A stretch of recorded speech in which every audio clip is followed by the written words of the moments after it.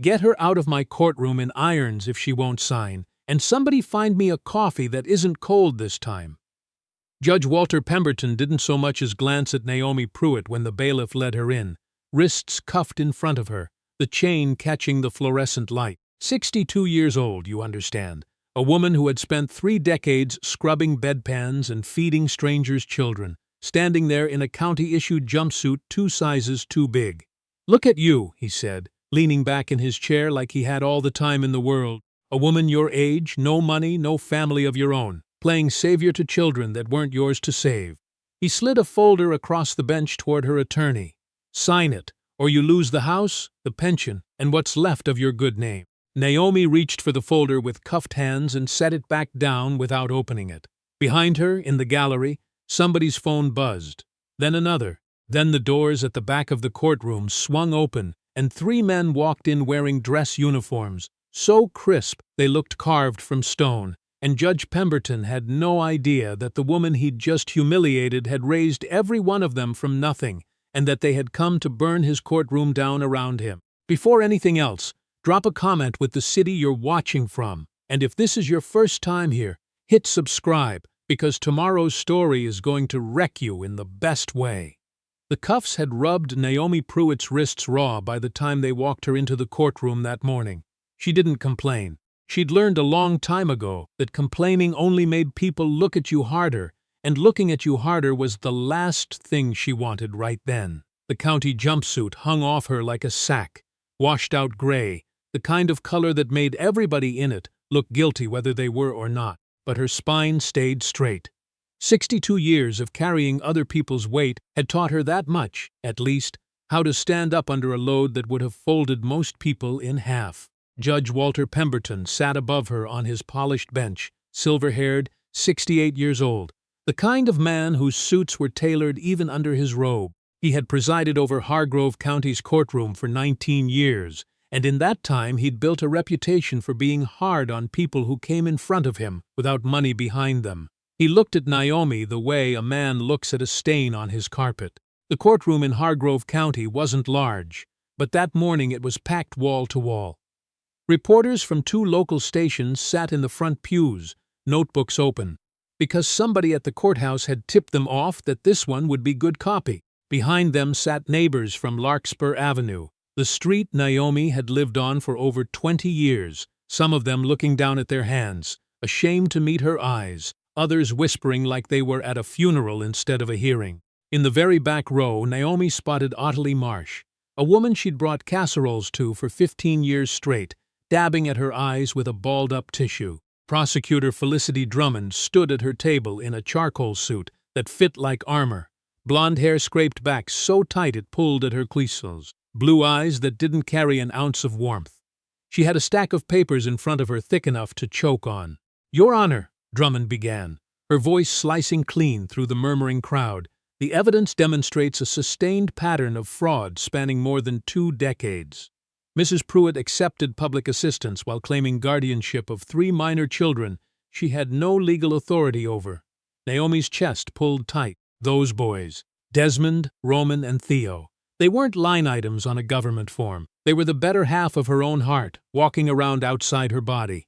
She solicited donations from area churches under false pretenses. Drummond went on, voice climb. She used these children's circumstances to extract sympathy and money from well-meaning donors. She ignored multiple code violations on her property while pleading poverty to dodge fines that were rightfully hers to pay. From the 3rd row, Garrett Holloway watched with the satisfaction of a man who already knew how the story ended. 56 years old, silver hair combed back with too much product, a gray suit that probably cost more than Naomi earned in half a year. Garrett Holloway didn't worry about light bills or grocery budgets. He worried about square footage and zoning variances. He needed Naomi's house. More than that, he needed the entire block, Larkspur Avenue, all 9 houses of it, to finish his Crestview Senior Residences development, and her little brick house sitting stubborn in the middle of his planned parking structure was the one piece he hadn't been able to move. He'd offered to buy her out twice, amounts that sounded generous to a man like him and insulting to a woman who'd raised 3 sons in that house. When she said no both times, he found other ways to ask. Furthermore, Drummond continued, lifting a thick file, Mrs. Pruitt has accumulated upwards of $38,000 in unpaid municipal fines. When served a lawful eviction notice, she refused to vacate the premises.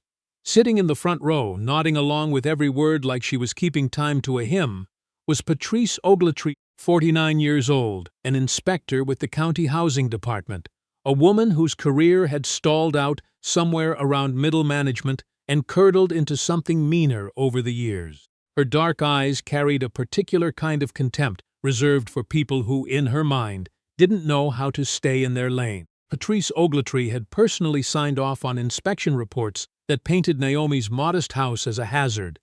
Broken porch steps Naomi had begged the city to repair for 2 straight winters, a roof leak she'd reported 4 separate times, electrical issues that existed only on paper and in Patrice's imagination. Beside Naomi sat her court-appointed attorney, a tired man named Cornelius Ray, his tie crooked, his coffee breath-stale. He leaned in close. Just take the plea, Mrs. Pruitt. Probation instead of time served. You start fresh somewhere smaller. The words landed on her like open-handed slaps. Start fresh. At 62. Walk away from the only house she'd ever owned outright. Put her signature under a confession to crimes she had never once committed.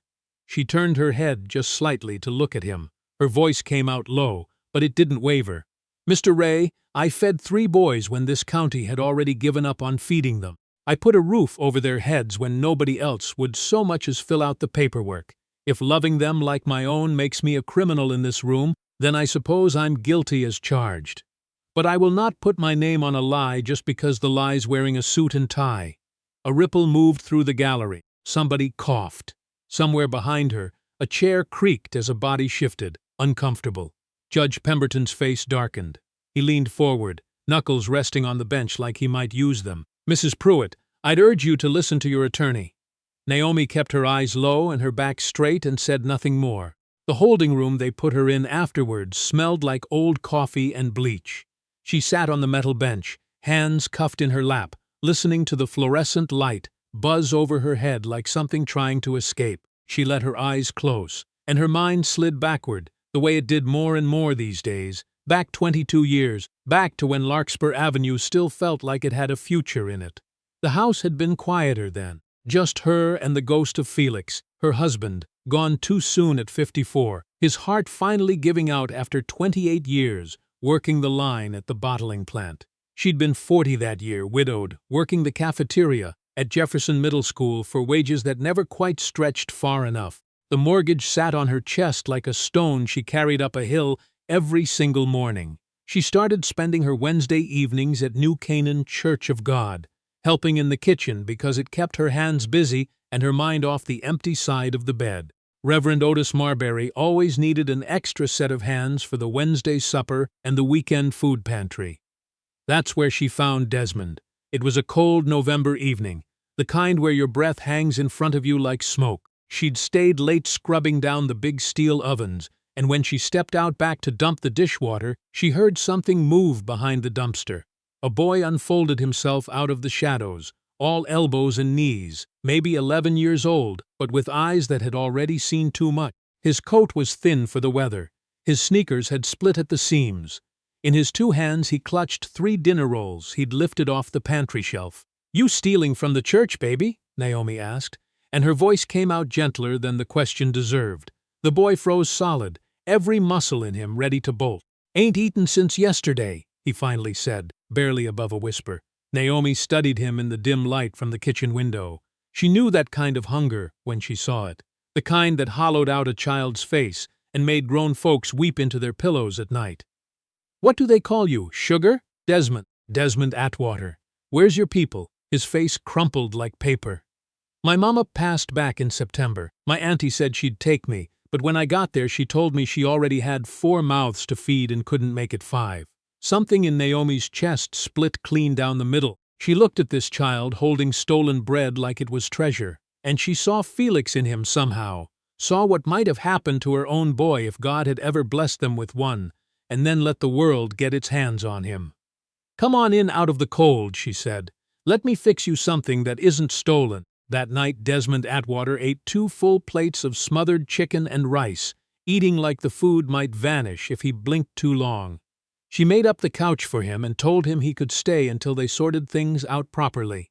He stayed for 7 years. 3 months after that, Reverend Marbury called her about a boy at the Greyhound station downtown, 9 years old, sitting by himself with a black trash bag of clothes and a note safety pinned inside his jacket that read, "Please give him a chance, I couldn't." The county's emergency placements were full up, every foster bed taken, every group home running a waiting list a mile long. The boy needed somewhere to sleep that didn't have his name on a clipboard nobody would ever process. Naomi drove down and found a small, watchful boy with careful posture and eyes too old for his face. He didn't cry when she introduced herself. He just asked if she planned on sending him back.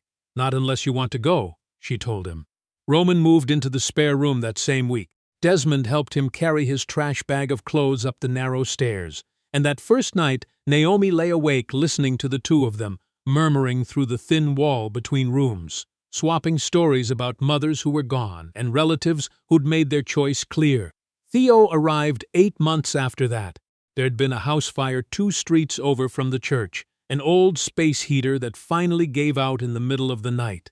His grandmother hadn't made it out. He had, but just barely, with scarring up one arm and a cough that took months to fully clear from his lungs. He was 7, and he had nowhere on this earth to go. Cordelia Banks, the county caseworker, brought him to Naomi's door on a Friday night in her county-issued sedan.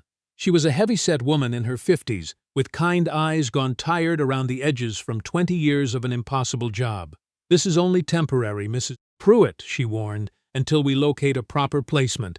But Theo wouldn't speak for nearly a month. He drew pictures of fire over and over, orange and black crayons scribbled across whatever paper he could find. Naomi found him once at 3 in the morning at the kitchen table, sketching flames climbing toward a ceiling that wasn't there.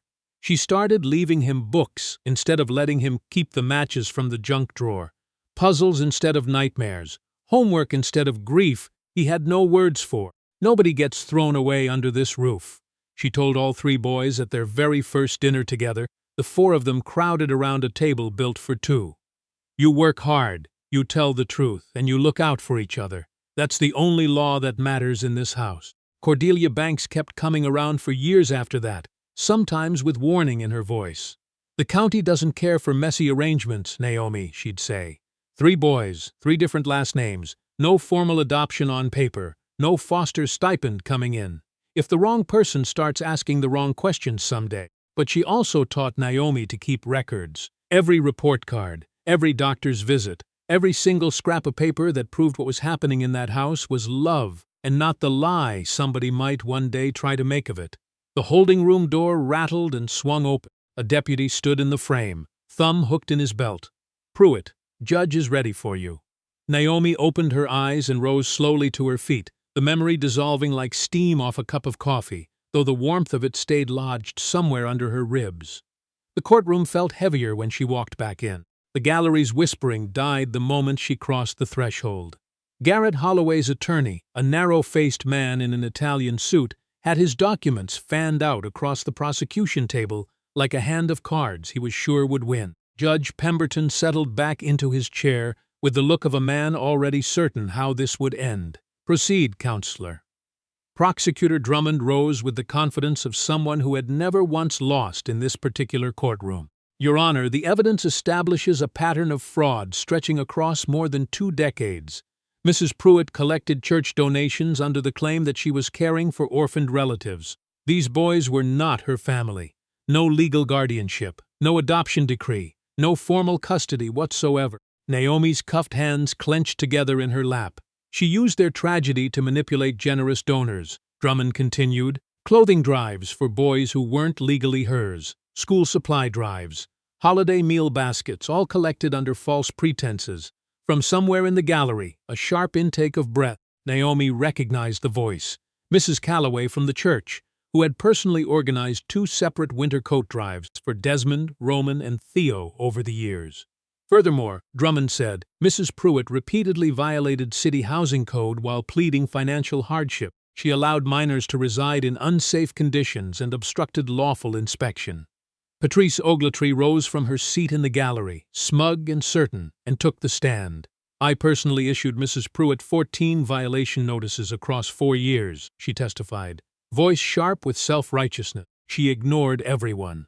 Refused inspector's entry. Claimed she couldn't afford repairs while she was sitting on donation money meant for those boys. Naomi watched the woman lie with the smooth, practiced ease of someone who'd rehearsed it in a mirror. She damaged that property herself to claim hardship, Patrice went on. Pulled up flooring, cracked windows and called it storm damage. Every trick poor folks used to dodge responsibility. Cornelius Ray leaned in, his tie crooked, his voice low and urgent. They're building something solid, Mrs. Pruitt. The offer's still on the table. No, Naomi said quietly, and didn't look at him. Garrett Holloway's attorney rose next, smooth as oil. Your Honor, my client has offered fair market value, more than fair, for a property in considerable disrepair. Mrs. Pruitt's refusal, combined with her documented fraud, has created a public nuisance requiring immediate correction. He gestured grandly toward Holloway, seated like a man already counting his profits. The Crestview senior residences will bring much-needed housing and tax revenue to this neighborhood. The court should order forfeiture to satisfy Mrs. Pruitt's outstanding penalties and clear the way for progress. Cornelius gripped Naomi's arm. Please. Judge Pemberton doesn't go easy on people who fight him. Take the deal now and you keep your freedom. Fight it and you could lose everything you have left. Naomi looked out at the gallery. Neighbors she'd known for 20 years wouldn't meet her eyes. Some looked ashamed. A few looked like they believed every word being said about her. Judge Pemberton leaned forward, voice thick with condescension. Mrs. Pruitt, this court sees this particular pattern more often than you'd think. People hiding behind sympathy and good works while quietly exploiting kind-hearted donors. The law exists to protect real charity from people like you. Something hot rose up through Naomi's chest. She got to her feet slowly, chains rattling at her wrists. Your Honor, those boys had names. Desmond, Roman, Theo. They had nightmares that woke them up screaming in the middle of the night. They had report cards I taped to my refrigerator door. They had empty stomachs I filled with whatever I could scrape together that week. Her voice climbed, steady and clear. They did not have a price tag on them. Judge Pemberton's face went dark as a thundercloud. His hand moved toward his gavel. Mrs. Pruitt, this court has heard quite enough. The doors at the back of the courtroom swung open. Every head in the gallery turned at once. The first man through the door stood well over 6 feet.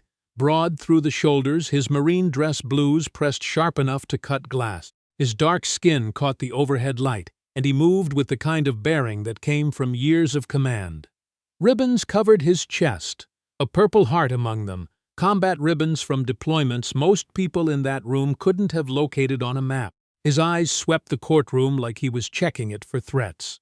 Behind him came a second man in army dress greens, a half-step shorter but carrying himself with no less weight, a thick legal folder tucked under one arm with the precision of a man who understood that paper could do more damage than any weapon. His uniform carried its own row of decorations, and his movements held the deliberate control of someone trained for courtroom combat instead of battlefield combat.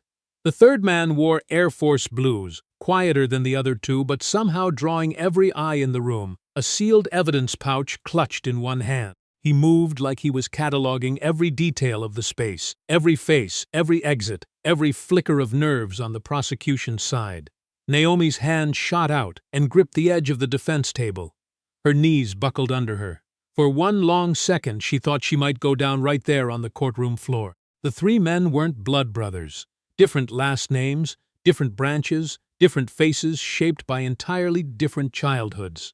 But anybody watching could see in an instant exactly who they belonged to. The Marine stepped forward first, his voice carrying the weight of a man used to being obeyed. Your Honor, the woman standing in chains raised the 3 of us when this county had already written us off. When the system failed us, when our own blood turned their backs, when we had nowhere left to go but a stranger's kitchen table. His words landed in the courtroom like cannon fire. People leaned forward in their seats. Somebody gasped near the back. Judge Pemberton's face flushed an angry red. You cannot simply walk into my courtroom and, I am Lieutenant Colonel Desmond Atwater, United States Marine Corps, the first man said, cutting clean through the judge's protest. I did 3 tours in Afghanistan. I came home with a Bronze Star pinned to my chest. And I learned what honor looks like from the woman you've got sitting in irons." The second man stepped up beside him, setting his legal folder down on the defense table with care. "I am Major Roman Coleman, Judge Advocate General's Corps, United States Army. I am a licensed military attorney, and I am entering my appearance to assist in Mrs. Pruitt's defense, effective immediately." Pemberton's mouth opened and shut without sound coming out. This is highly irregular." "What's irregular," Roman said evenly, "is prosecuting a 62-year-old woman for doing the job this county was supposed to do and didn't." The third man crossed to Naomi's side, his voice low but somehow carrying to every corner of the silent room. "I am Captain Theo Banks, Digital Forensics, United States Air Force. I've spent the last 48 hours reviewing this county's records pertaining to Mrs. Pruitt's case." He lifted the sealed pouch, "and I found enough irregularities to fill a federal indictment." The gallery erupted into a wash of murmurs. People who'd avoided Naomi's eyes minutes earlier now stared openly at the three decorated men flanking her. Phones came out. Prosecutor Drummond half rose from her chair, then sat back down, something uncertain flickering across her face for the first time all morning. Garrett Holloway's confident expression cracked at the edges as he took in the ribbons, the bearing, the sheer unmovable authority radiating off three uniformed officers. This had not been part of his plan. Judge Pemberton banged his gavel weakly. "This courtroom will not become a circus." "This courtroom," Desmond said, his voice carrying the full weight of command, "has already become something far worse than that." Naomi stared at the three of them through tears she'd stopped trying to hold back. 22 years since she'd watched each of them ship out for basic training, three frightened, angry boys who used to flinch at loud noises and hide food under their beds out of habit. Now they stood in front of her as men. Roman opened his folder and pulled out a thick stack of documents, setting them down on the defense table with a sound like distant thunder. "Your Honor," he said, "every single charge against Naomi Pruitt begins with a falsified record." Judge Pemberton's face had gone the color of an old brick wall. His grip tightened on the gavel, but something in the room had already shifted. The authority that had filled that courtroom an hour ago belonged to him no longer. "Your Honor," Roman continued, "I'm requesting an emergency evidentiary delay to introduce newly discovered documentation that directly contradicts the prosecution's entire timeline." "Absolutely not," Pemberton snapped. "This hearing has already. These documents prove Mrs. Pruitt was physically incapable of committing several of the acts she's accused of," Roman said, pressing forward. "Physical impossibility is a complete defense to a fraud charge, Your Honor, and you know that as well as I do." Drummond found her voice. "Your Honor, this is a transparent delay tactic." Theo stepped forward, lifting his evidence pouch. "Ma'am, I can project the file metadata directly if this courtroom has the equipment." "Metadata?" Patrice Ogletree's voice cracked from her seat in the gallery. She'd gone pale as paper. Roman gestured to the bailiff. "We'll need a screen and a projector. Captain Banks's presentation will take 4 minutes, no longer." Pemberton looked around his own courtroom like he didn't recognize it anymore. The gallery sat riveted.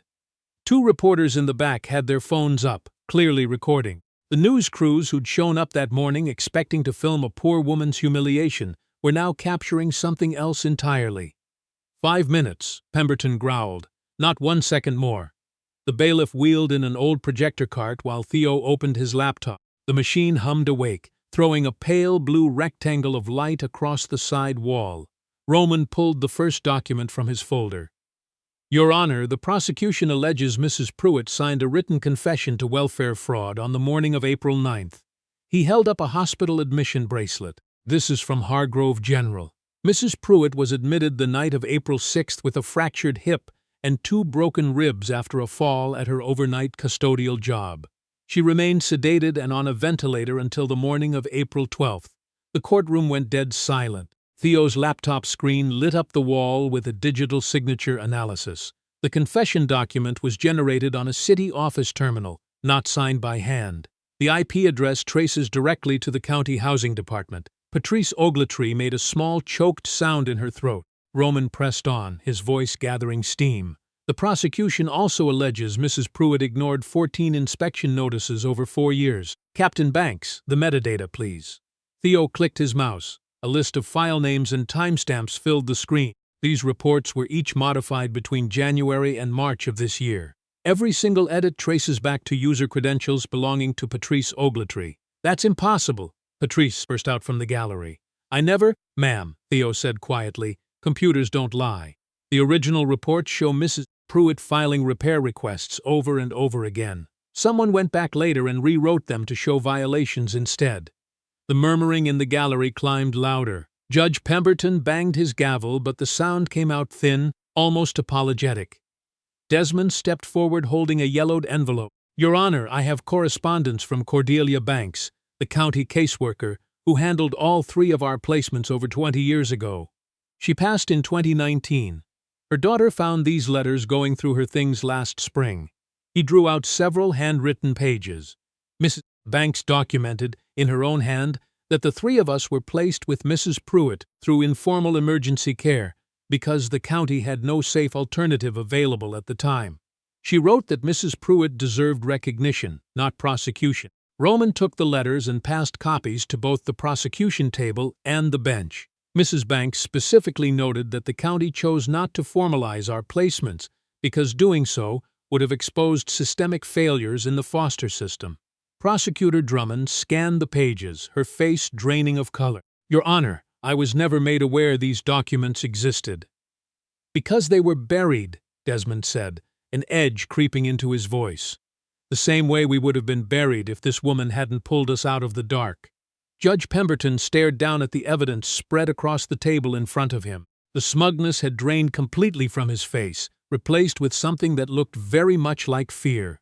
The courtroom was wall to wall with witnesses, reporters, and phones recording every word. This court will take a 30-minute recess, he announced, his voice unsteady. When we return, I will review this material before determining how to proceed.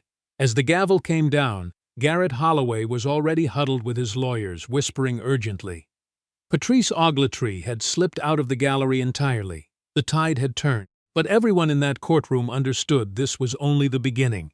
That afternoon, the 3 men drove Naomi back toward Larkspur Avenue in Roman's rental car. She sat in the passenger seat, still in the gray jumpsuit, but the cuffs were gone. How did you know to come? She asked quietly. How did any of you know? Desmond answered from the back seat. Saw a news clip 2 days ago. Local woman arrested on fraud charges. They flashed your face on screen for maybe 3 seconds. His voice thickened. 3 seconds, and I knew exactly who was trying to destroy you. We dropped everything, Roman added. Theo flew in from Colorado Springs. I drove straight from Fort Bragg. Desmond caught a transport out of Pendleton. We made calls, legal contacts. Cyber forensics people I trust. Record specialists who owed me favors. When powerful men come after somebody who can't fight back, they leave digital fingerprints everywhere. You just have to know where to look. As they turned onto Larkspur Avenue, Naomi gasped. Her little brick house looked like it had survived a war. The porch had been half torn off, windows boarded over with raw plywood, yellow eviction notices stapled to the front door, torn and flapping in the wind. Lord have mercy, she whispered. Theo parked at the curb and immediately had his laptop open, fingers moving fast across the keys while the others stood staring at the wreckage. Mama Naomi, he said after several minutes, his voice grim, I found something else. The same pattern repeated. Forged paperwork, altered inspections, rushed court dates. He looked up from the screen. 6 other houses on this street, all elderly homeowners, all targeted by Holloway's company over the last 2 years. They're taking the whole street, Desmond said slowly. Theo turned his screen toward them, a digital map dotted with red pins. Holloway's company has been systematically targeting elderly homeowners on fixed incomes, mostly widows and veterans. Same playbook every time. False violations, inflated fines, forged documents. A judge who looks the other way. Naomi stared from her ruined house to the map glowing on Theo's screen, watching the pieces click into place like dominoes falling in slow motion. Roman put a hand on her shoulder. Mama Naomi, he said quietly, this was never just about you. The police tape across the porch fluttered in the evening wind, making a sound like a warning whispered over and over. Roman ducked under it first, holding it up for the others. Desmond took Naomi's arm as they stepped carefully over the broken porch boards. The front door hung crooked on one hinge, the frame splintered where someone had kicked it in.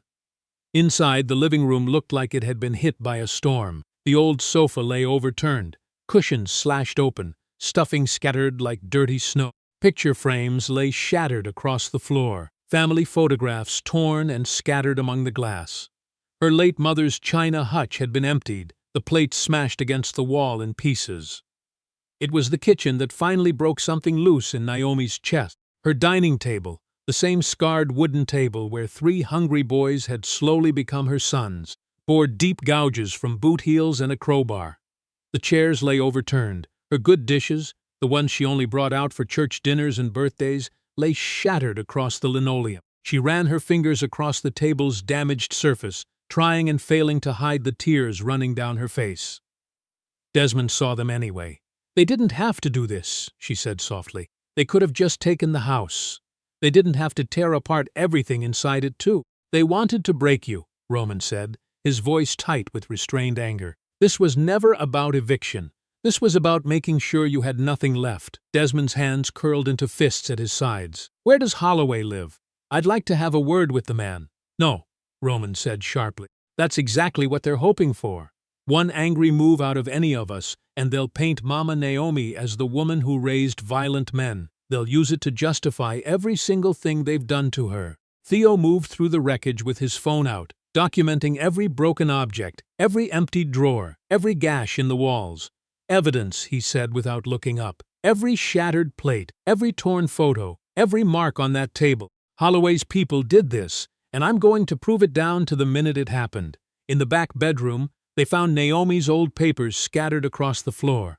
School records, church receipts, hospital bills, letters from teachers praising the boys' progress. 22 years of careful record-keeping thrown around like trash.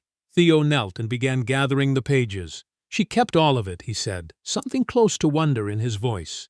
"Every report card, every thank-you note, every shred of proof that 3 lost boys turned into good men." Through the broken front window, neighbors had begun to gather on the sidewalk across the street. Some pointed at the house. Others whispered behind cupped hands. A few started walking closer, faces tight with worry and recognition.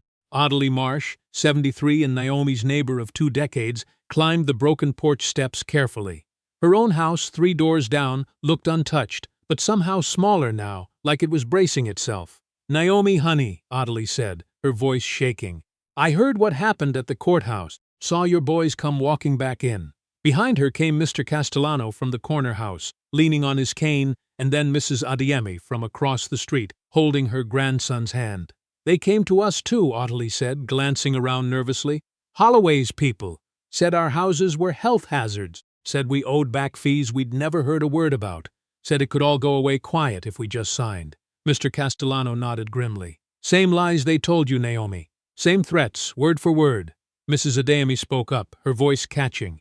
"They told me my roof was a danger to the block, demanded an inspection fee I didn't have. When I asked for more time, they told me I was being stubborn, like some other woman on this street." She looked at Naomi, ashamed. "They meant you, didn't they? What did you do?"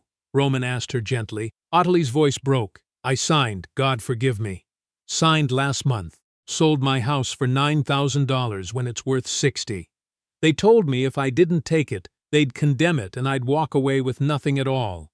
The weight of it settled over all of them like a wet blanket. This had never been about one stubborn old woman refusing to move. This was a machine that had been grinding through that street for the better part of 2 years, crushing anyone too old, too poor, or too alone to fight it. A white news van screeched to the curb. A reporter in a sharp blazer jumped out, a cameraman trailing behind her. She spotted Naomi through the broken window and came hurrying over, microphone already raised. "Mrs. Pruitt! Channel 9 News. Is it true you exploited orphan children for personal financial gain?" Tuesday morning came in gray and cruel as a spotlight. Naomi sat at her ruined kitchen table, both hands wrapped around a coffee mug that had gone cold an hour earlier. The television in the corner replayed the same segment over and over, each repetition driving the knife in deeper. "Breaking news this morning," the anchor said, her face arranged into practiced concern. "A local woman accused of welfare fraud and unauthorized guardianship faces fresh questions about her past. Our investigation reveals a pattern of deception that fooled an entire community for years." The screen cut to footage of Naomi being walked out of the courthouse in handcuffs, then to Garrett Holloway standing outside his glass office building, suit immaculate. "This is heartbreaking," Holloway said, shaking his head with rehearsed sorrow. Mrs. Pruitt manipulated the goodwill of churches and neighbors for over 20 years. She used 3 vulnerable children as props in an elaborate scheme. The community gave generously because they thought they were helping kids. Instead, they were funding a lie. Desmond's jaw went rigid. He sat across from Naomi, still in his running clothes from that morning, hands flat on the table, knuckles pale with the effort of holding still. The report cut to Patrice Ogletree standing in front of the county building, a stack of papers in hand. Mrs. Pruitt ignored repeated housing violations, she said, her voice sharpened with manufactured authority. Refused inspections, rejected repair assistance, created dangerous conditions for those children. When the city tried to step in, she turned hostile. Andre, Theo, looked up from his laptop, expression hardening. "They're good at this," he said quietly. Every lie's got just enough truth wrapped around it to sound believable. The screen cut to old church footage, a Christmas pageant from years back. Naomi recognized it instantly. Desmond at 14, Roman at 12, Theo at 10, all 3 in white button-downs she'd ironed herself, singing off-key in the children's choir. The anchor's voice played over the footage. Sources tell us Pruitt used the boys to solicit sympathy donations from multiple congregations across the county, often altering their backstories to maximize giving. "That's not what happened," Naomi whispered, though her voice carried no weight behind it anymore. "We only ever went to one church, the same church, 15 years running." Roman crossed the room and shut off the television with a sharp jab of his thumb. "It doesn't matter what really happened, Mama Naomi. They're not interested in the truth. They're building a story." His phone buzzed against the table. Then Desmond's. Then Theo's. All 3 men looked down with the same hardening expression. "What is it?" Naomi asked. Roman held up his screen. "Subpoenas. Reverend Marbury, the pantry coordinator. Everybody who ever lent a hand. They want them on record about exactly what you received and when." Desmond read off his own phone. "How much food? How many donation drives? Whether you ever shaded the truth about our situation." Theo's fingers moved across his keyboard. "It gets worse. Somebody leaked your sealed welfare file to 3 different newsrooms. Every application, every benefit. Every time you listed us as dependents." Naomi felt the walls of the kitchen pressing closer. Her neighbors had all seen the news by now. Her old co-workers at the school cafeteria were fielding calls from reporters. The church she'd attended faithfully for 2 decades was being treated like a crime scene on the evening broadcast. "They're trying to turn everyone who ever loved you into a witness against you," Roman said, his voice tight with controlled fury. Desmond's phone rang. The caller ID read his battalion commander. His face went flat and cold as he answered, "Yes, sir. Understood, sir." "No, son, sir, I did not." His eyes found Naomi's across the table. "Sir, may I ask the nature of the specific complaint?" The call dragged on for several minutes, Desmond's answers getting shorter and clipped. When he finally hung up, the silence in the kitchen had teeth. "Holloway filed a formal complaint with my command," Desmond said slowly. "Claims I approached him aggressively outside the courthouse yesterday. Says he felt threatened by my, quote, military bearing and hostile demeanor." "That's not even possible," Theo said. "I was standing right there. You barely looked at the man." "Doesn't matter," Desmond said, voice level but his eyes burning. "My CO is required to investigate any civilian complaint touching on conduct unbecoming. Holloway knows exactly how that machinery works. He's done this before." Naomi watched her boys, these men she had raised, facing down the slow unraveling of everything they'd built for themselves. Desmond's commission, Roman standing at the bar, Theo's security clearance, which could evaporate the moment anyone questioned his judgment. "This is my doing," she said quietly. "I brought this down on all 3 of you." "No," Roman said firmly. "This is what bullies do when they can't win clean. They go after everything you love until you finally give up." Theo's laptop chimed with an alert. He studied the screen, his expression sharpening into something colder. "The leak traces back to inside the city system," he said. "Somebody used Patrice Ogletree's credentials at 11:52 last night to pull your welfare file. Same login that altered the inspection reports." "Can you prove it was her?" Desmond asked. "Maybe, but look at this." Theo turned the screen toward them. The leak wasn't random. Whoever did this skipped right over the emergency placement letters, the caseworker recommendations, anything that shows you were following the rules the whole time. Naomi stared at the proof of just how carefully her destruction had been engineered. They hadn't stumbled into a fraud case by accident. It had been built, piece by piece, and aimed straight at her heart. "They know exactly what they're doing," she whispered, "and right now they're winning." Roman reached across the table and took her hand in both of his. "You saved our lives when we were kids, Mama Naomi. Kept us fed, kept us safe, kept us believing we mattered when the whole world told us otherwise." His grip tightened. "Now let us protect you the right way." Tuesday afternoon sunlight filtered through the torn curtains as the four of them began their search. The house felt foreign now, picked through, exposed in a way it had never been before. Every drawer hung open from the eviction crew's search. Every closet stood ransacked. "We need to find everything," Roman said, snapping on a pair of latex gloves. "Every receipt, every letter, every photograph. If Holloway's people come back with another warrant, we leave nothing behind for them to twist." Naomi settled into her old armchair and watched the three men she'd raised search methodically through the wreckage of their shared life. "I was never one for throwing things away," she said quietly. "Poor folks learn early to hold on to whatever might matter someday." Desmond started in the bedroom closet, pushing aside wire hangers, reaching toward the highest shelf. His hand closed around something small and cold. A mason jar, the lid rusted, a faded strip of masking tape across the front in Naomi's careful handwriting. "Desmond, Cleat." He twisted the lid loose and found it full of coins, quarters and dimes worn smooth with age, some so old the dates had nearly rubbed away. He remembered those cleats, black with white stribes, the pair every other boy on the middle school team already owned, while Desmond ran drills in shoes 2 sizes too small.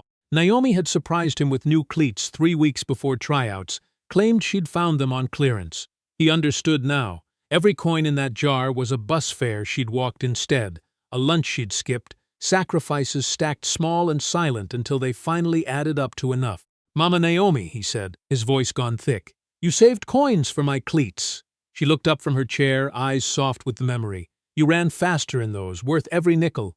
In the hall closet, Roman found a cardboard box of old papers. Underneath utility bills and church bulletins, he found his debate trophy ribbons, carefully wrapped in tissue, sitting alongside a stack of medical bills stamped past due in angry red ink. The dates lined up exactly with the spring of his junior year, the same season Naomi had insisted on buying him a proper suit for the regional debate finals. "You went without your blood pressure medicine so I could have that suit," Roman said. "Not quite a question." Naomi's chin came up slightly. "You earned that trophy. I wasn't about to let money be the reason you didn't look the part walking up to that podium." Theo worked quietly through the living room, checking every book on the shelf. Inside Naomi's worn Bible, pressed flat between the pages of Psalms, he found his blue ribbon from the 6th grade science fair, the satin still bright after all these years. He remembered that project, a small water filtration model, inspired by watching Naomi fix the house's temperamental plumbing herself, rather than pay a plumber she couldn't afford. When he'd run home with the ribbon clutched in his fist, she'd hugged him so hard he could barely breathe, told him he was going to do something extraordinary with his life someday. "You kept everything," Theo said, wonder thick in his voice. "Every report card, every award, every drawing we ever brought home." "Of course I did," Naomi said. "You boys were the one thing in this life I got entirely right. I wasn't about to let a minute of it slip away from me." In the hallway closet, behind boxes of Christmas decorations nobody had touched in years, Roman found an old steamer trunk, its lock broken, the leather straps cracked with age. Inside, beneath moth-eaten quilts, sat manila folders thick with official correspondence. The letterhead read Hargrove County Department of Social Services, every page signed by Cordelia Banks. Roman's hand shook slightly as he read the first letter, dated 3 months after Desmond had come to stay. "Mrs. Pruitt, I want to thank you again for providing emergency kinship care for Desmond Atwater. While the county has been unable to secure a suitable placement, your willingness to house and care for this child has kept him out of an already overcrowded state facility. Please be advised that under emergency placement protocol, your informal arrangement carries legal standing for children in crisis where standard channels have been exhausted. I've recommended formal documentation be filed to protect you both.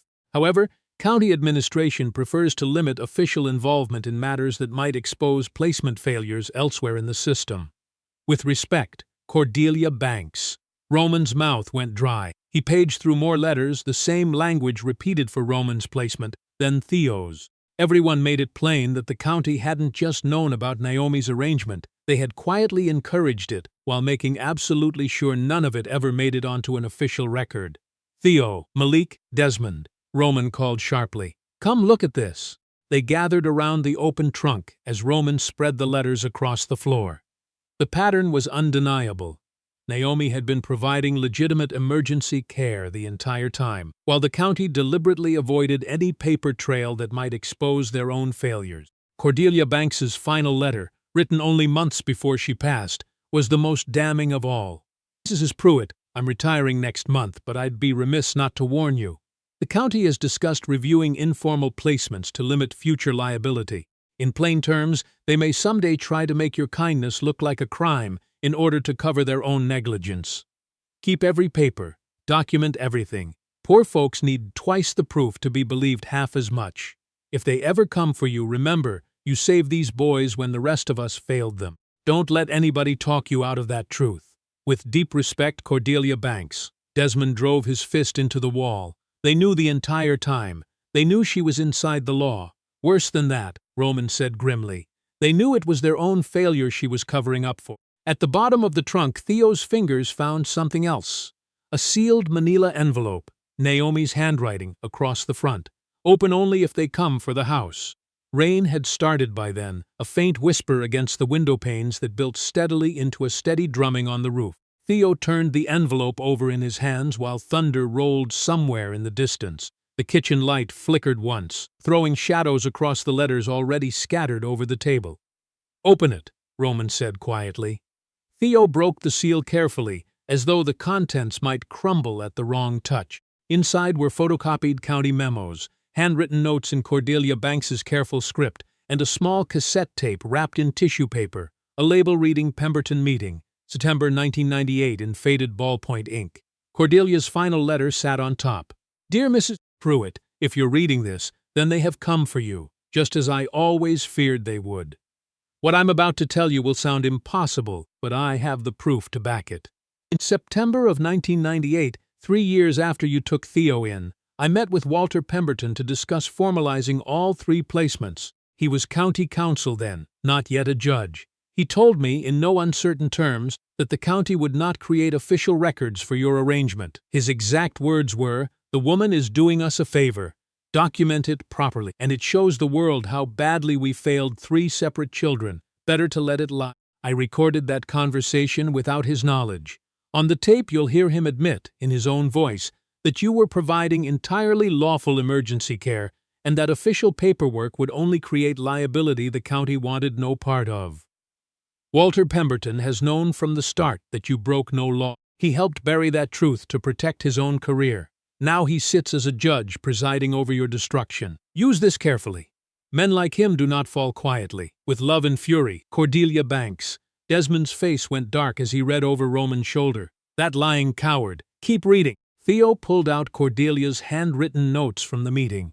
They were devastating. She'd documented Pemberton's admission, word for word, that all 3 boys had fallen through every official channel meant to catch them, and that Naomi's informal care had quietly spared the county a bureaucratic disaster. He'd specifically instructed Cordelia not to file formal guardianship paperwork, because doing so would invite questions about exactly how 3 children had slipped through the cracks in the first place.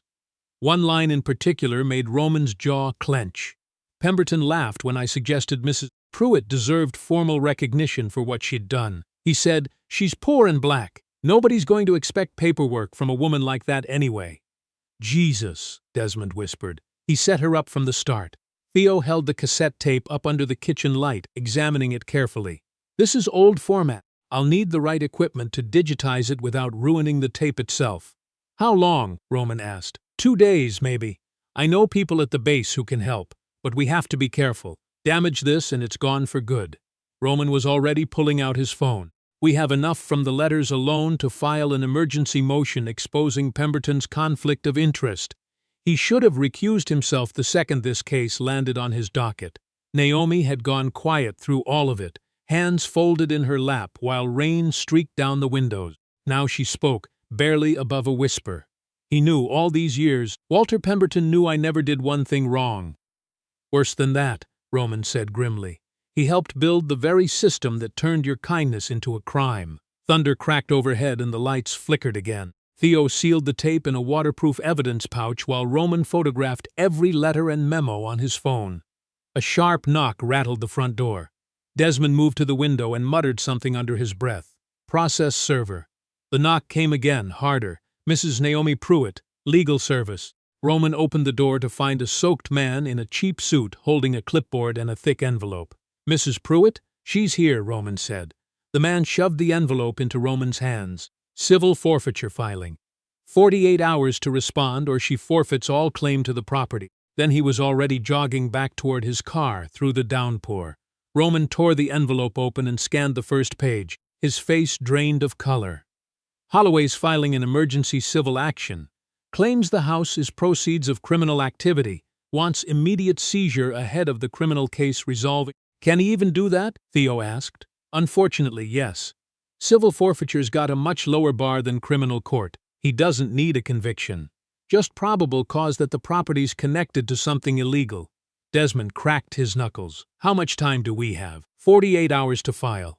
But look at this. Roman tapped a line buried in the legal text. The hearing set for Thursday morning, the day before our criminal evidentiary hearing. Naomi rose slowly and crossed to the window. Rain hammered the glass, water already pooling on the damaged porch where the gutters had been torn loose. They're not just lying anymore, she said quietly, watching the water spill over onto the steps where her 3 boys had once sat doing homework by porch light. They're racing the clock. The county courthouse buzzed with tension Wednesday morning. Reporters lined the back wall, cameras ready. The gallery overflowed with neighbors, veterans, and curious onlookers drawn in by the previous day's coverage. Naomi was led in cuffed once more, but this time Desmond, Roman, and Theo flanked her in full dress uniform. Judge Pemberton's jaw tightened as he surveyed the crowded room. This is a court of law, not a spectacle. Anyone who disrupts these proceedings will be removed. Prosecutor Drummond looked considerably less certain than the day before, shuffling her papers while Roman arranged his evidence with military precision. Your Honor, Roman began, we intend to demonstrate that every charge against Mrs. Pruitt originates in falsified records and perjured testimony. Pemberton's eyes narrowed. Counselor, those are serious accusations. Yes, sir, and I have serious evidence to back them. Roman called Patrice Ogletree to the stand first. She strode forward in a tight business suit, chin lifted defiantly. Miss Ogletree, you testified yesterday that Mrs. Pruitt ignored repair requests for years. Is that your sworn testimony? Absolutely. Never filed proper paperwork. Never followed protocol. Roman crossed to his table and lifted a thick folder. I have here 29 separate repair requests filed by Mrs. Pruitt between 2019 and 2024. Every single one carries a city department timestamp. Patrice's face went, Those aren't authentic. No? Roman projected the first document onto the courtroom screen. Dated March of 2021. Mrs. Pruitt requesting repair of her front steps after storm damage. See your department stamp right here? I don't recall that one specifically. Here's another from August of 2022. Plumbing issue. Your own signature acknowledging receipt at the bottom. Patrice shifted in her seat. Paperwork gets misplaced sometimes. Miss Ogletree. Did you or did you not testify under oath yesterday that Mrs. Pruitt never filed these requests? The courtroom fell utterly silent. Patrice's mouth opened and closed without sound coming out. There may have been some confusion on my part. Roman's smile carried no warmth at all. Confusion. Or perjury. The prosecutor objected, but Judge Pemberton looked visibly disturbed. Even he couldn't pretend not to see the contradiction laid bare in front of the entire room. Theo took the stand next, connecting his laptop to the courtroom's display. Your Honor, this metadata shows the confession document allegedly signed by Mrs. Pruitt was generated at 11:38 p.m. on April 8th. Mrs. Pruitt was arrested the following morning at 6:40 a.m. Murmurs rippled through the gallery. Theo continued methodically. The document originated from a city office terminal, logged in under credentials belonging to Patrice Ogletree. The timestamp proves the document was fabricated nearly 8 hours after Mrs. Pruitt's arrest. Garrett Holloway's attorney whispered urgently to his client. Holloway's face had gone the color of ash. Desmond stood next and called Ottilie Marsh to the stand. The elderly woman walked slowly to the witness box, hands trembling slightly, but her voice came out clear and steady. Mr. Holloway came to my door last fall. Said I owed thousands in fines I'd never once heard about. Said if I didn't sell cheap, the city would seize it anyway and I'd get nothing at all. What did you do? Desmond asked gently. I was scared. Signed his papers, sold my house for $9,000. Worth $60 easy. He said I had no other choice. 2 more elderly homeowners followed with nearly identical stories. Holloway's pattern emerged in plain sight. Target elderly residents, manufacture violations, manufacture fear, force a quick sale at a fraction of value. Judge Pemberton's face grew redder with every new testimony. The packed gallery buzzed with open anger. Your Honor, Roman said finally, the evidence is overwhelming. These charges are baseless and should be dismissed. Mrs. Pruitt should be released immediately. Pemberton looked around the crowded room, cameras catching every flicker across his face. The weight of all that public attention pressed down on him visibly. The court finds insufficient evidence to sustain the fraud charges at this time. Mrs. Pruitt is released pending further review. The gallery erupted in applause. Naomi's legs nearly gave out as the bailiff unlocked her cuffs. Desmond caught her elbow, while Roman and Theo gathered up their evidence folders. Outside the courthouse, the spring air filled Naomi's lungs like a blessing. Reporters shouted questions, but she only had eyes for the 3 men surrounding her. For the first time in days, she let herself smile. Thank you, she whispered. I thought federal marshals shoved through the crowd, badges raised. Naomi Pruitt, you're under arrest for conspiracy to commit money laundering through charitable organizations. New cuffs clicked shut around her wrists. Roman shouted legal objections, but the marshals were already pulling her toward a waiting vehicle. Over her shoulder, Naomi saw Judge Pemberton emerging from the courthouse, signing a document Holloway's lawyer had thrust into his hands. That night, Naomi sat in a federal holding cell, watching the local news on a small television bolted high on the wall. In a shocking new development, the reporter said, demolition crews have begun emergency stabilization work on the Pruitt property following a court order issued this evening. The camera showed her porch being torn apart under floodlights. Her dining table sat broken in the front yard, split clean down the middle like a heart cut in two. The floodlights cut through the darkness like prison searchlights. Desmond's truck screeched to a stop at the curb as the demolition crew worked beneath the glare. The sound of splintering wood echoed down Larkspur Avenue like gunfire. The porch hung in twisted pieces. The kitchen wall gaped open, exposing the bones of the house where 3 boys had slowly turned into men. Her dining table lay split open in the yard, its worn surface catching the harsh light. Desmond was out of the truck before it fully stopped, face contorted with rage as he stormed toward the crew foreman, a heavy-set man in a hard hat barking orders. What do you think you're doing? Desmond's voice carried the weight of command, but underneath it ran something far more dangerous. The foreman barely glanced up. Emergency stabilization. House is condemned. Move along. This is destruction of active evidence. Desmond stepped closer, hands curling into fists. Stop your machines. Right now. Desmond. No. Roman grabbed his brother's arm, hauling him back. This is exactly what they want. One wrong move from any one of us and they hand themselves everything they need.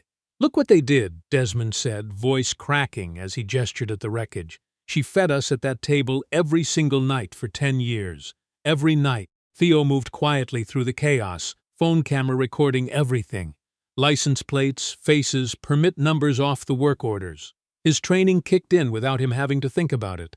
Document everything. Stay invisible. Gather what you need.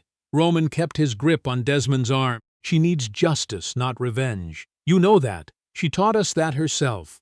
The foreman smirked at the obvious pain on Desmond's face. Lady should have paid her bills. City says tear it down. We tear it down. Nothing personal in it. Everything about this is personal, Desmond said quietly. But he stepped back anyway. Theo slipped into the damaged house while the crew worked the porch. Inside the broken kitchen wall, something caught his phone's flashlight beam. Old metal coffee cans, dented and rusted, hidden in the gap behind the drywall. He pulled them free carefully. The first held a stack of receipts, groceries, school supplies, medicine. The second held school forms, report cards, vaccination records for 3 boys with 3 different last names. The third was wrapped in plastic bags and stuffed with letters, One envelope marked in Cordelia Banks's handwriting. For Naomi, poor people need proof because rich people get to rewrite the truth whenever it suits them. Find something, Roman asked, appearing beside him. Mama Naomi was ready for this fight 20-some years ago, Theo said, holding up the cans. She knew they'd come for her eventually. Outside, the crew loaded their equipment for the night. The foreman spat into the wrecked yard. Back tomorrow to finish the job. Y'all best not be in the way. Desmond watched the truck pull off, jaw working silently. The street went quiet except for distant traffic and the soft creak of settling wood. They broke her table, he said finally. Served us dinner on that table every night of our lives. I know, Roman said, voice steady. But they didn't break what she built into us. Theo gathered the cans and damaged files. I'm taking these to the Veterans Center. Secure storage there, and equipment that might help. The Veterans Center sat 3 miles off, a converted warehouse Theo had used before to help other vets sort out benefits paperwork. He spread Naomi's hidden documents across a long table under buzzing fluorescent lights. Roman worked beside him, drafting emergency appeals on a legal pad, his handwriting filling page after page with arguments, citations, documented violations. The cassette from Cordelia's envelope looked fragile, the casing yellowed with age. Theo handled it like it might dissolve in his hand. At dawn Thursday, the lab's ancient tape deck finally coaxed sound out of the old recording. Static filled the room, then a voice emerged across 26 years. Theo adjusted the volume as Desmond and Roman leaned in close. The fluorescent lights buzzed overhead. Cold coffee sat forgotten on the table as the 3 men waited for the past to speak. Static crackled. Then Walter Pemberton's voice, younger but unmistakable. The Pruitt woman's got those 3 boys, and frankly, we ought to leave well enough alone. Documenting this officially raises questions nobody downtown wants answered about how we failed them in the first place. A second voice, scratchy, identifiable as a former county administrator. What if she tries for formal adoption down the line? Pemberton's laugh came through cold. She won't, can't afford the legal fees, and we sure aren't going to point her toward them. The boys are fed, housed, in school. County saves money. Nobody asks uncomfortable questions about how 3 kids slip through every net we're supposed to have in place. And if someone challenges her custody later, who's going to challenge a poor woman taking in unwanted kids? And if it ever comes up, we'll say we never knew a thing about it. Let her prove otherwise. The tape clicked off. Desmond's hands balled into fists. That bastard. He knew the entire time. More than knew, Roman said, voice tight with fury. He orchestrated the whole cover-up, and now he's sitting on the bench, pretending Mama Naomi deceived this county. Theo ejected the tape carefully, sealing it in an evidence pouch. This destroys their entire case. He turned back to his laptop, fingers flying. But we need more than just the tape. Hours of digital work had finally cracked through the city's security layers. Deleted emails surfaced on his screen like ghosts called back to testify. Got it, Theo said. Look at this. The first email ran from Patrice Ogletree to Garrett Holloway, dated 3 months prior. Inspection reports modified per your request. Pruitt property now shows violations dating back 5 years, holding until you're ready to move. The second was Holloway's reply. Excellent.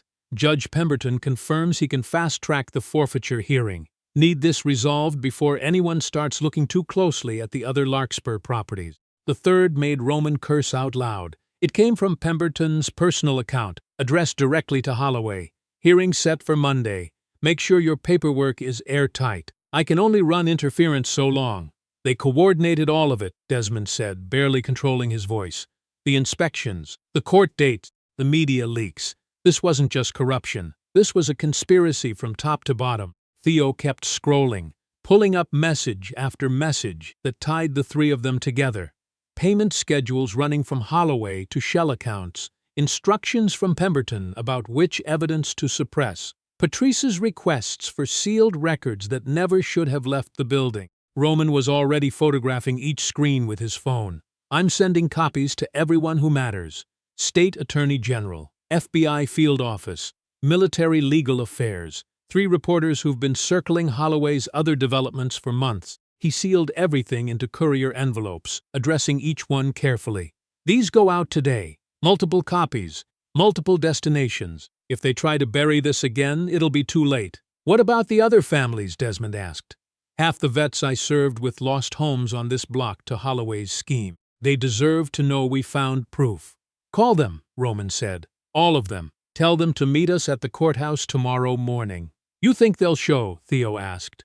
They'll show, Desmond said grimly.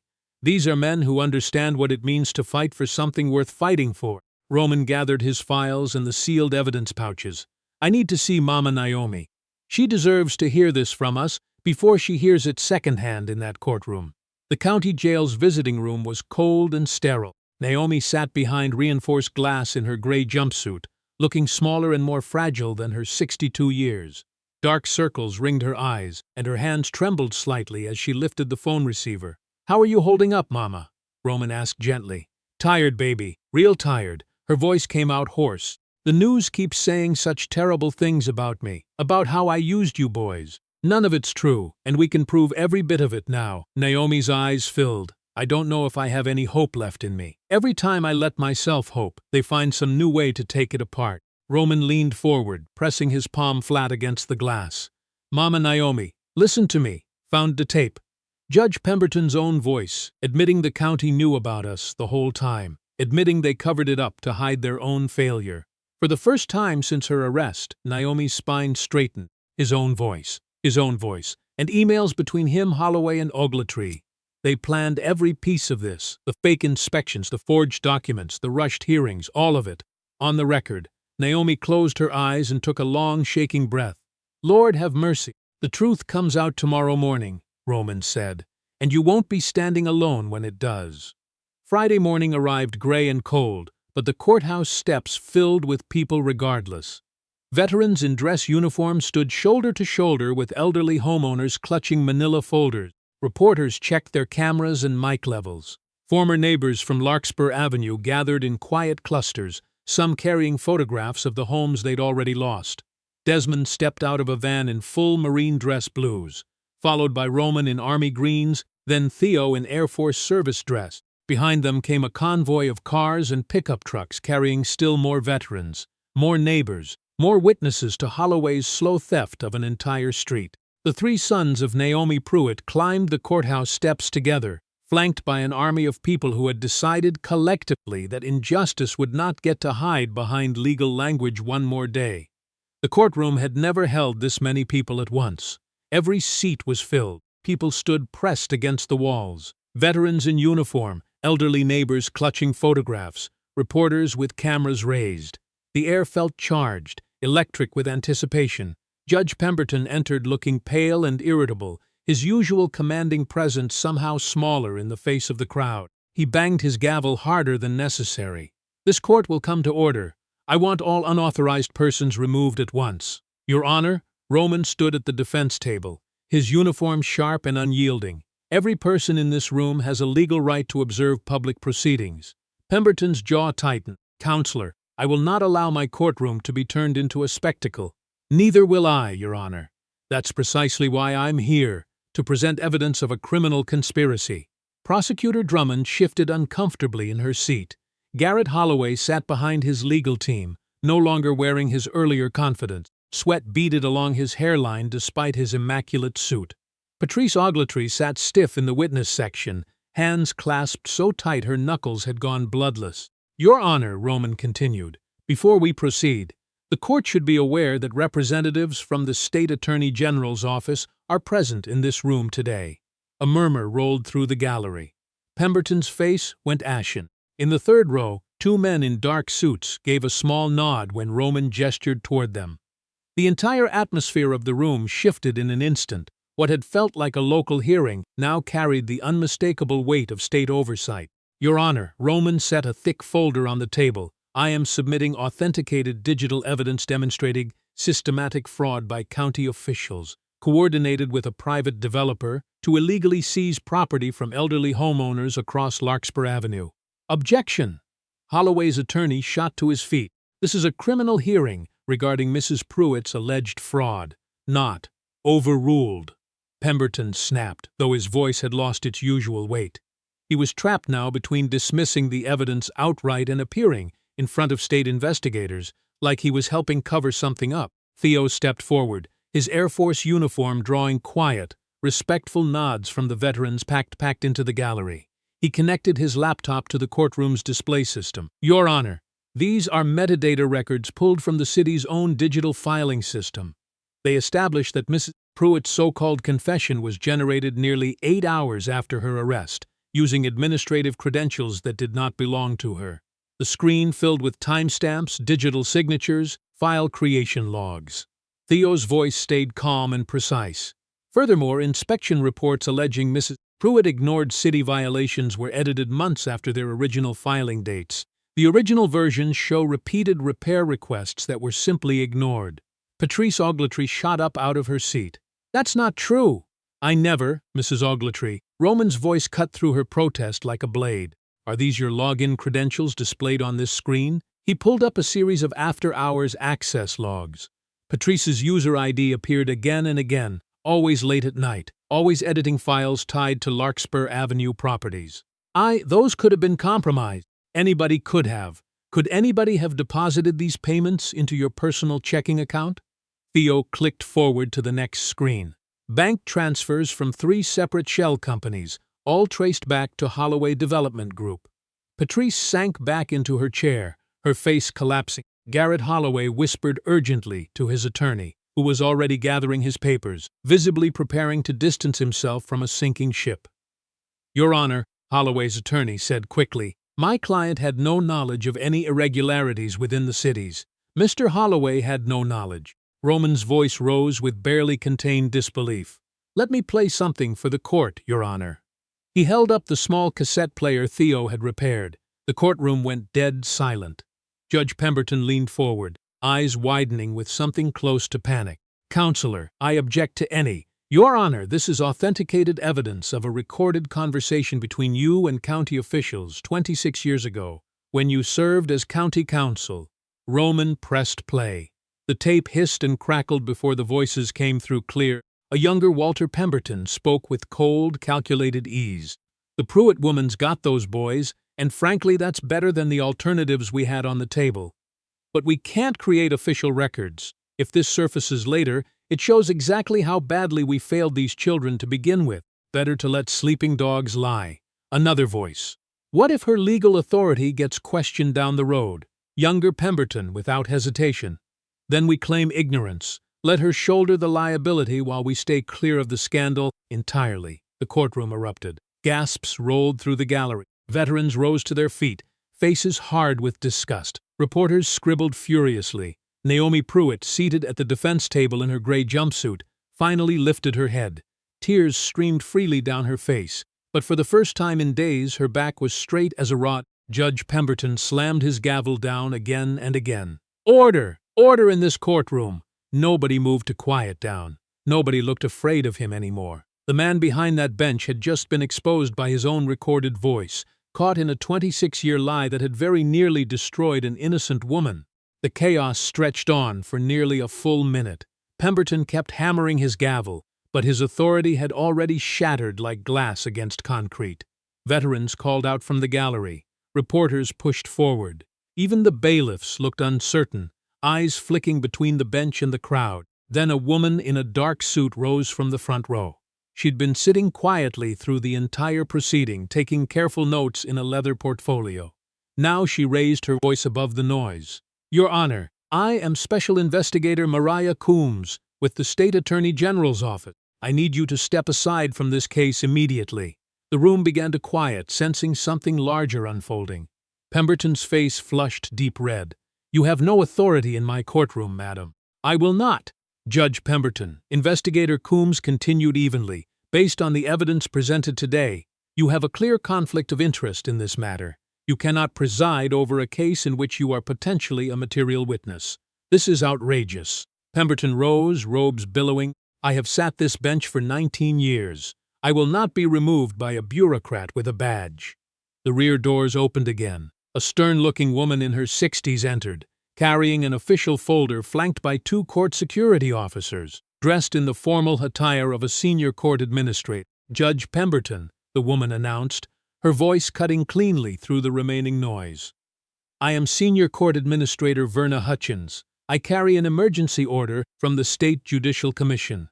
She crossed directly to the bench, heels clicking sharp against marble. The courtroom had gone completely silent now, every person sensing they were witnessing something that didn't happen often. This order suspends your authority over this matter, pending a full investigation into judicial misconduct. You're to step down immediately. Pemberton stared down at the document she'd placed in front of him, hands shaking as he read it. This is impossible. You can't simply. Judge Pemberton, you will comply with this order, or you will be escorted out by security. For a long, frozen moment, Walter Pemberton stood behind his bench without moving. 26 years of corruption and quiet cover-ups had finally caught up to him in the most public way imaginable. He looked out across the packed courtroom, at Naomi Pruitt in her gray jumpsuit, at the 3 uniformed men who had dismantled his carefully constructed lies one document at a time. Finally, he stepped down. Administrator Hutchins turned to address the courtroom. This hearing will resume under emergency judicial assignment. Judge Imani Castellanos will preside. A younger black woman in judicial robes entered from the side chamber, clearly briefed already on everything that had unfolded. She moved to the bench with calm, settled authority, adjusted her glasses, and surveyed the room. Ladies and gentlemen, please be seated. This court will come to order under my authority. Unlike Pemberton's blustering manner, Judge Castellanos spoke with a quiet command that settled the gallery almost instantly. Counselor Coleman, she addressed Roman directly. I have reviewed the preliminary evidence submitted to the State Attorney General's office overnight. Please proceed with your motions.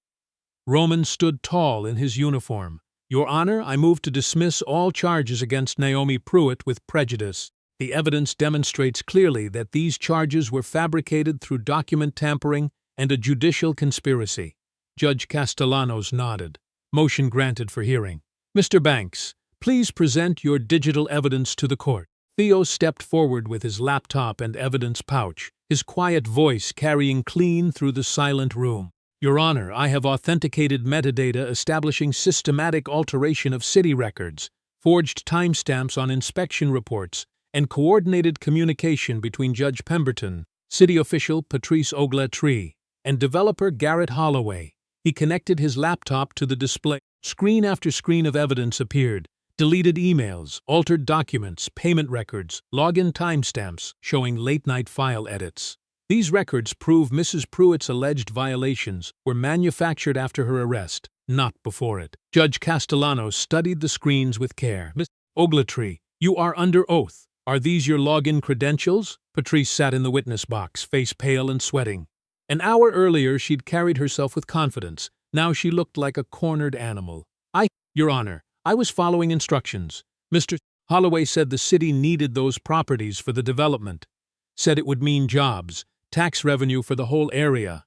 Did Mr. Holloway compensate you for altering official records? Patrice's voice cracked. He said it wasn't really altering anything. Said we were just correcting old oversights, making the paperwork match reality. How much did he pay you, Ms. Ogletree?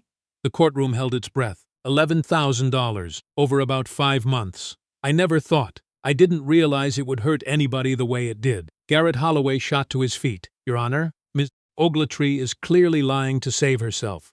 My company operates entirely within Mr. Holloway. Judge Castellanos' voice cut through his protest like ice. You are not currently represented by counsel, and I'd strongly advise you to remain silent. His attorney had indeed vanished from the room, leaving Holloway exposed and entirely alone. Judge Castellanos turned back to Roman. Counselor, call your next witness. Roman looked to Desmond, who rose and walked to the witness stand with parade ground precision, his eyes never once leaving Naomi. State your name for the record. Lieutenant Colonel Desmond Atwater, United States Marine Corps. How do you know the defendant? Desmond's voice carried 26 years of gratitude in it. Naomi Pruitt saved my life when I was 11 years old. Found me stealing bread behind her church because I had nowhere else to go and nobody left who cared whether I lived or died. Did she profit in any way from taking you in?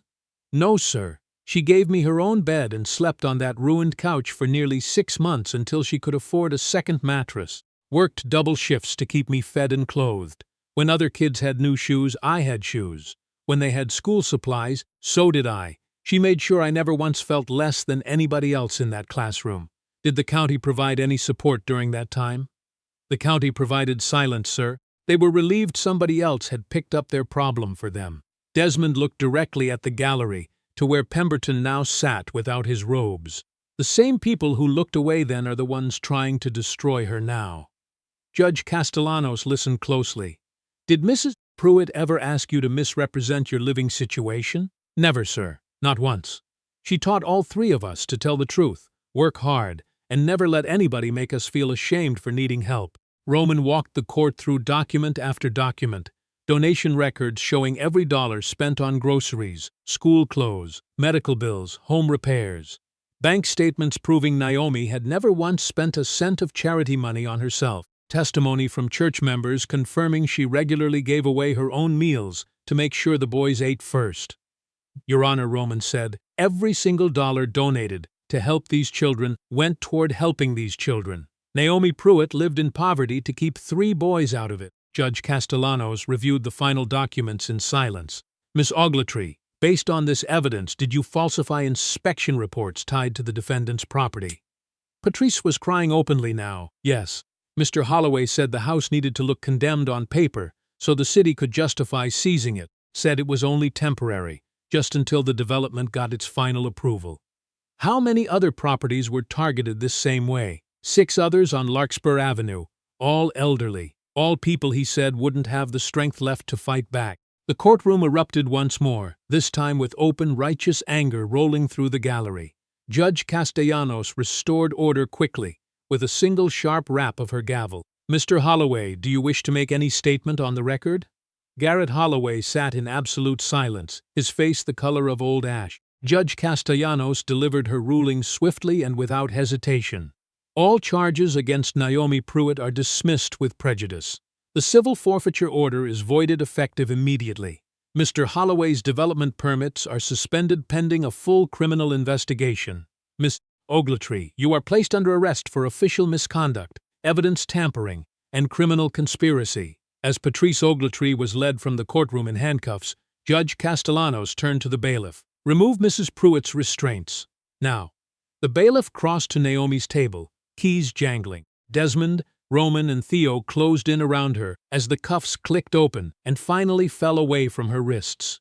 2 months passed since that Friday morning when Naomi Pruitt walked out of the Hargrove County Courthouse a free woman, the spring sun warm against skin that had spent too many days under fluorescent light. The weeks that followed moved like floodwater, carrying away years of accumulated lies. State investigators expanded their case into every corner of Garrett Holloway's business. His senior living contracts were frozen across 3 counties, his shell companies dissolved one after another, his political connections scattered the moment the cameras turned on them. Holloway himself sat in a federal holding facility, awaiting trial on racketeering charges carrying up to 20 years. Patrice Ogletree cooperated fully in hopes of leniency, her testimony unraveling a network of bought inspectors, compromised officials, and forged paperwork stretching back nearly a decade. 6 elderly homeowners on Larkspur Avenue were granted restitution hearings of their own. Audley Marsh got her house back, deed restored in full. The 2 veterans Desmond had personally brought forward to testify received settlements that covered their medical debts and back taxes for years to come.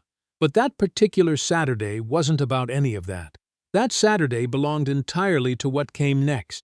Naomi Pruitt stood on her rebuilt front porch wearing a deep blue church dress with a row of small pearl buttons, nothing at all like the gray jumpsuit she'd worn for what felt like an entire lifetime.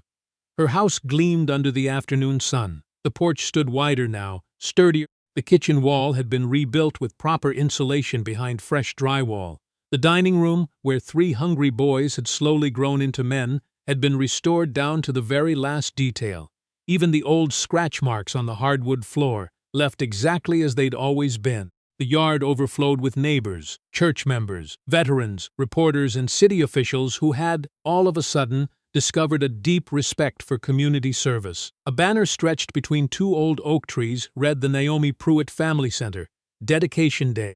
Desmond stood to her left in full marine dress blues, his chest heavy with ribbons earned in places most people in that yard couldn't have pointed to on a map. Roman stood to her right in army greens, holding a leather folder thick with legal documents. Theo stood just behind them in Air Force dress, a small digital recorder in his hand, to preserve the moment the same careful way he'd once preserved the evidence that finally set her free. "Friends," said Reverend Otis Marbury from behind a folding podium, "we gather today to honor a woman who never once asked for any of this. She simply saw children who needed love, and she gave them everything she had to give." Ottilie Marsh dabbed at her eyes with a handkerchief. "That woman fed half this block at one time or another. When my herald passed, Naomi brought me supper every night for 2 straight weeks. Never once asked for a thank you. Never expected a single thing back." The crowd murmured its agreement. Stories spilled out one after another, like water finally finding its way through a broken dam.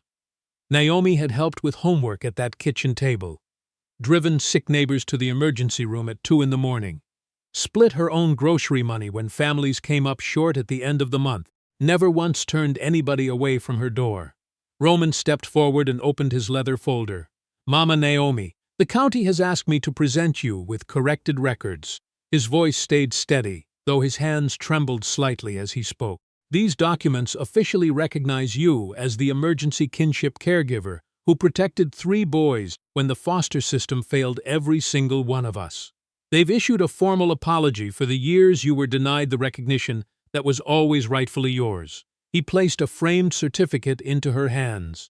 "They've also established the Naomi Pruitt Emergency Child Placement Fund, so other women like you can keep doing this work without ever having to fear being called a criminal for it." Naomi looked down at the official seal, the raised lettering, the signatures of people who, not so long ago, had pretended she didn't exist at all. 26 years too late," she said softly. "But better late than never," she finished, and handed the certificate to Theo before turning toward her own front door. The key sat brass and heavy in her open palm, catching the afternoon light, and for the first time in longer than she could remember, Naomi Pruitt unlocked her own front door, without anyone standing behind her waiting to take it away.